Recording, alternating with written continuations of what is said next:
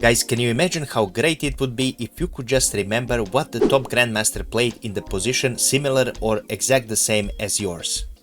Well, in today's video I'm gonna teach you how you should approach your chess and what is the ways you can do in order to have a better memory and better understanding of chess positions. Although this task may seem difficult, with proper understanding and learning you will get there, I'm sure. So without further ado, we will go straight into the 5 different ways you can use in order to better remember chess games and chess positions. Before we go into the first section, I have just a small disclaimer, and that is that this video is made for someone who already understands chess intermediately, so you already understand the concepts of weak squares, pawn chains, advanced pawns and other pawn structures, for example, so not for people who recently started playing and they're still learning the game. That being said, we will now go to our first section, which is chess setups. What I mean by that is that instead of trying to memorize all the long lines in the chess openings, you should learn proper setups. So for example, I will show you a setup for white in the Sicilian defense. Whenever you face Sicilian defense, for example, let's say you want to play open Sicilian, one of the setups you can do and you can learn is to actually, of course, you have to know first few moves. So after this, knight f6, knight to c3, and let's say here black plays this, you continue with bishop e3, and now let's say black plays something like g6, or let's say black plays something like b5, you will continue with f3. And this will be your main setup for most of the Sicilian defenses, with the main idea of going queen to d2, castling queenside, and going with your pawns g4 and h4. This way, by learning this, you will basically have a clear mind when playing chess games. You will know what you should do. Of course, you should learn some things. For example, here after knight to c3 and bishop d3, for example, now black might try to play knight to g4, so you will have to understand these kind of options, but those are rare that black will play something like this. You have to know where your bishop should go, but generally speaking, you will not have any trouble with playing your own setup. You will know how to attack, and after you get your main setup against, for example, most Sicilian defenses, you will then go into chess databases. You have free and you have paid databases, and you should go there and check Sicilian defenses with these sort of moves, how they continued playing. Check Fischer games. Fischer had many success with against Sicilian defense. Check, maybe find some inspiration in Fischer, in other Fischer variations. For example, Fischer-Sozin attack is also good in Sicilian defense. But you have many games with this so-called Yugoslav setup with queen to d2 and castling long. Go check them out. Tal played them and many other greats played them, and that's how they won the game. Same goes for black. So for black, for example, you can learn playing the Pirc defense. I will just switch the boards. So for example, Pirc defense starts with d6, and after d4 you will continue with knight to f6. Your main idea with playing d6 is that you will now stop this pawn. After knight to f6, for example, white will defend, you will continue with g6, let's say knight to c3, bishop g7, let's say white plays this and you castle, and this is your main setup. So your bishop is fianchettoed here, your king is safe, and you have no worries about king safety. As I mentioned before as well, you have to be careful because white can sometimes play something different and go away from that. You will of course check, you can check with computer, and you can check basically with other authors here how you should play. For example, in some variations aggressive where white plays this, but all in general, so it's not the same response as playing like a normal Pirc defense. With if for example white decides to play this, you have to have some adjustment to your position, but the most important thing is that you know how to set up your king, how to set up your bishop, and you will not have any trouble thinking about where this knight should go. Should I move this knight here? Should I first develop this bishop? Should I first develop second bishop? You shouldn't experiment with openings, especially when you're starting. You should focus on one specific setup against most openings. Same goes for white and as for black, and from there you will try and improve your general chess knowledge, but you will have a decent positions here. You will have much more experience, for example, facing these sort of positions, some crucial pawn breaks and stuff like that, that will help you grow your chess. So this was the first thing. To sum up, so learn setups. I just show you a few. You can check it up on your own in chess databases. What do you prefer? I prefer these two setups. For example, with white, the same setup for white can be used in many different openings in a Scotch game as well. This setup for black you can also play as white if you wish, so there is no mistake with that. So you can definitely go with d3 and just play with one tempo more as white. So chess setups are really important in the openings, and from there you will have a great foundation in the rest of the game. And now we should switch to our second topic, which is chess tactics. Chess tactics are one of the most essential parts of the chess game. The reason why chess tactics are so important is because simply they will lead you to a winning chess game, to winning immediately, or just going into a winning endgame. So spotting tactics and spotting your opponent tactics are of essential value if you want to become a better chess player. Also, these tactical motives will help you to remember chess games better, because in some openings there are some tactical motives, for example like a specific pin on a piece, a specific pawn push, fork ideas or something else, that, or for example queen battery, something like this, that will help you remember the chess positions you want to play. In some positions you will have a clear way to play, and then you will know what to expect. For example, some rook sacrifice or queen sacrifice even in some positions, but this all comes from knowing and understanding chess tactics. And chess tactics, I'm guessing you probably saw them, are anything from fork, where you give a check with the knight and then you attack king and the rook, or a queen, for example. Another tactic can be like this smothered checkmate here, for example with knight to d6. As you can see, this pawn cannot take this knight because it is pinned by this queen, and this is very often happens in the opening. This is a famous chess opening trap. So finding these sort of moves are essential. And also, if you are black, you don't want to make a blunder by playing knight b to d7, for example, playing a normal developing move. Instead of that, you should be careful and always be aware of why your opponent played what he played, but we will talk about it a little bit later. So tactics are many. You have pins, you have forks, you have skewers, you have annihilation of the defense, for example destroying a crucial piece or a crucial pawn of the enemy's structure in order to get away with the advantage. You have clearance, for example you clear away the square. So now let's say that this knight is protecting something else. If you remove this knight, then this other thing will be attacked, this other piece will be attacked. So all of these are essential if you want to improve your game. And what I recommend is one of the ways you can learn it is playing some chess, regular chess puzzles. But there is also a really nice chess community that can help you greatly with the chess tactics. You can see the whole section there dedicated to chess tactics, with greatly explained by professionals and GMs who are very long in the game, so you will have no trouble understanding it. And especially if you are, let's say, a beginner and you want to improve even better, this is the way to improve your chess game. So you shouldn't be too much bothered with the chess openings, and you should learn setups, but don't be bothered about learning every single opening and knowing every single move because even top grandmasters don't know that. You should definitely learn tactics, and if you want to learn, do check in the description of this video. I will show you this website where you can have not only tactics but all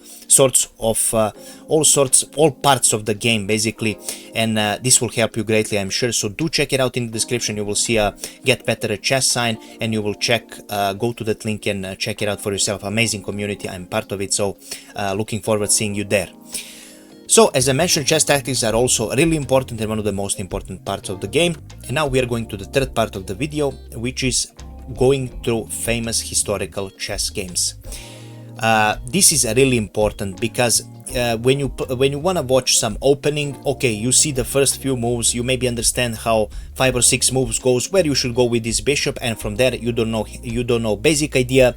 You maybe trade something, and then from there you're all freestyling. You don't have any plan, you don't know how you should play, what you should play, and this often can lead to losing games because you simply play the opening and from there you don't have any idea how you should continue in the mid game. So this is where you should definitely check out famous chess games. The famous database, as I mentioned, is chessgames.com. There you go and check, for example, Fischer Tal games, Hikaru Nakamura games, Magnus Carlsen games. Check them out and see how they play against this sort of opening and against another opening, for example. And what are their mid-game ideas. For example, do check a few games of the same opening of the same player. So let's see how one game goes, what for example, Hikaru played in this position, how did he manage to create an advantage? Then check another game. In this, pardon me, in this other game, maybe the opponent played something else, so Hikaru used some other things and other ideas of the position. So my definite recommendation in order to remember chess games better is to check them out. Don't try to remember them move by move, but this will help you greatly with finding right ideas on the board, because you need to have as much games in your head as possible, because that is the way how Hikaru plays fast, because he has millions and millions of games in his mind, and he's just able to pull out from his memory. For example, he can remember in this sort of position you have this idea, but then this reminds me of this and this reminds me of that, and basically he can do that because he has so much put in his brain. Now Hikaru has a great memory without any doubt, but even if you don't have any great memory, you should definitely look at the games until the very end, because this would give you a basic idea how to continue after you play a first few moves and maybe after some trades happen. So this is definitely a way how you should approach your chess, studying famous chess games from beginning until the end and then learning from them. This will not only help you for that specific opening, but it will give you general new ideas. Maybe this, for example, this game in Caro-Kann will give you some new ideas in some games you had against Scotch game, for example. You remember this and then you say, aha, okay, I played this and this maneuver with my knight or with my bishop, so this can be useful here as well. So that is the reason why this is so important. So not only buying courses and studying chess openings until the 10th move or something like this, this is also needed as well to improve your knowledge. And with that said, we are going to our 4th chapter. As you saw from the headline, you should definitely take a time and study chess puzzles. That means you can find them on Lichess, or you can find them on chess.com, and from there you can study a specific positions that can arise and that are real from real games. I definitely recommend checking lichess.org because they have a lot of different tactics and puzzles there. You should definitely visit them and check them out, because those sort of positions can arise from your real games, and finding right sorts of moves can be detrimental to your success in chess. And as a chess player, you want to improve, you want to make it fun, and these sort of things will help you greatly with your understanding of patterns as well as the tactics. And it will not only be a famous chess problem, for example, when you need to mate in 5, but it will be more reasonable things that can arise from your own games. For example, some pinned piece, some trapped piece, for example. You need to find the right idea at the right time, and this will greatly help you, because many of the chess games you will study will have similar tactics or similar motifs. In most of the chess games, whenever a chess player loses a game, it is because probably he missed some tactics or he made a completely wrong plan. And these are the two main things of chess game. Basically, tactics we already talked about. Definitely take a time to study them, because they are, if you're a beginner, these are the #1 thing you should use to improve your chess faster, because understanding tactics and seeing them on the board can help you with many things. So go to lichess.org and study chess puzzles, because they will improve your knowledge greatly. And now we are going to our 5th headline of this video, which is chess strategy. If you are new to chess, you don't need to take as much time on this, but it would be good to get familiar with the basic chess strategies of how you should approach chess games depending on what your opponent allowed. This means that in most chess games, most games are also determined by chess pawns. Famous grandmaster and chess theoretician Philidor mentioned that the pawns are the soul of chess, and it really is. The way he played, he actually showcased how you should approach chess strategy. For example, if you have an equal game and you have one imbalance on one side, for example, you have 3 versus 2 pawns, you should definitely play on that, for example, and create a passed pawn in order to advance in the game. So this is one of the concepts of the chess strategy.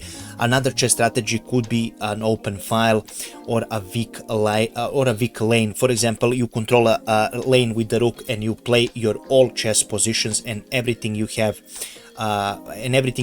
on that lane, and after that your opponent's position will crack eventually, because your opponent will be too overloaded defending the pressure that comes on his side. Chess strategies, as I mentioned, are a bit more difficult, but you should definitely learn and read books like Silman's Endgame course, for example, to learn about endgame strategies and how to go from mid-game to endgame strategies. Great players, if you want to learn about strategies, are Karpov, Magnus Carlsen as well. You should definitely search for Magnus Carlsen more recent games to see how he outplays his opponents with just maneuvering his pieces. One of the main things about